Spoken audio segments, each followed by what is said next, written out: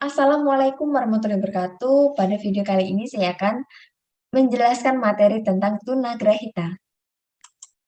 Pengertian tunagrahita. Tunagrahita adalah istilah yang digunakan untuk menyebut individu yang memiliki kecerdasan intelektual atau IQ secara signifikan di bawah rata-rata karena adanya hambatan masa perkembangan, mental, emosi, sosial, dan fisik sehingga tidak mampu menyesuaikan diri dengan lingkungan.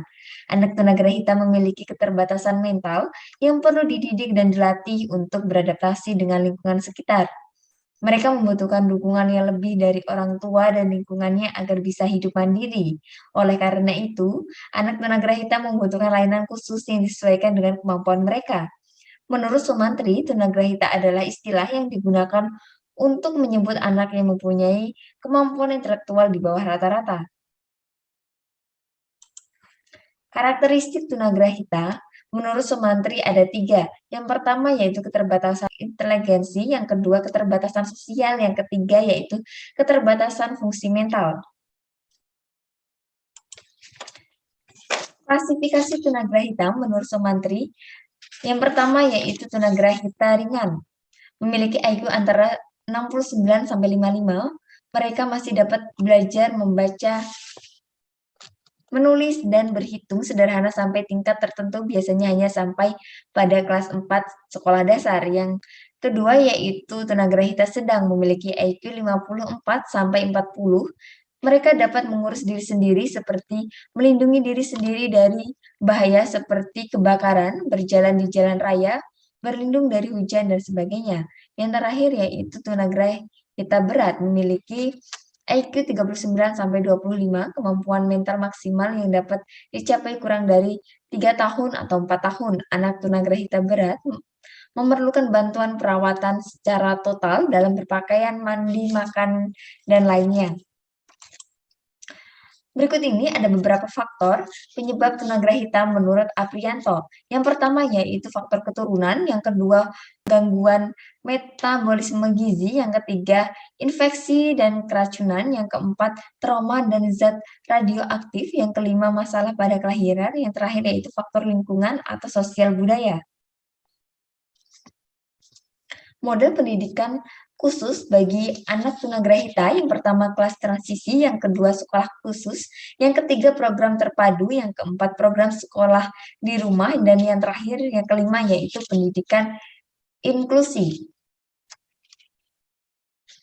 Penanganan untuk anak tunagrahita.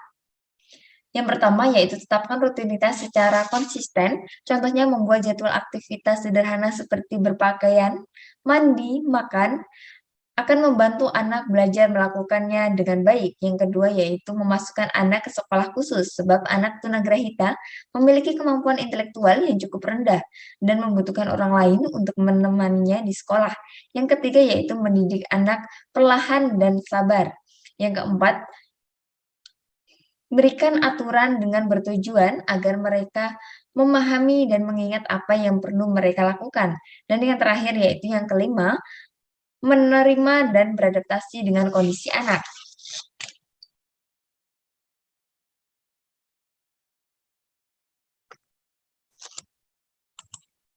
Contoh kasus, Windy Setioningsi, 23 tahun yang sempat viral pada tahun 2018 karena kelebihannya yang bisa membuat desain atau sketsa seperti desainer Windy Setianingsih, 23 tahun, yang sempat viral pada tahun 2018 karena kelebihannya yang bisa membuat desain atau sketsa seperti desainer terkenal.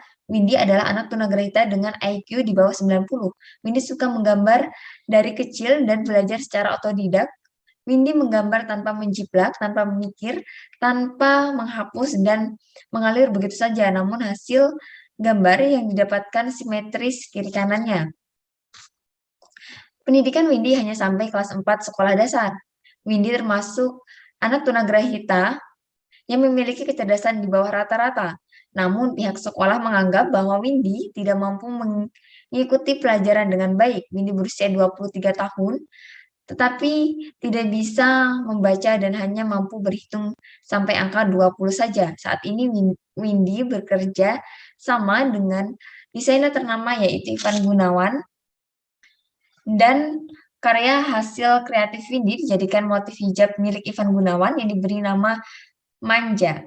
Demikian kisah inspiratif dari anak tunagrahita yang bernama Windy Setioningsih.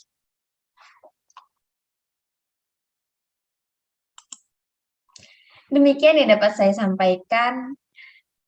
Wassalamualaikum warahmatullahi wabarakatuh.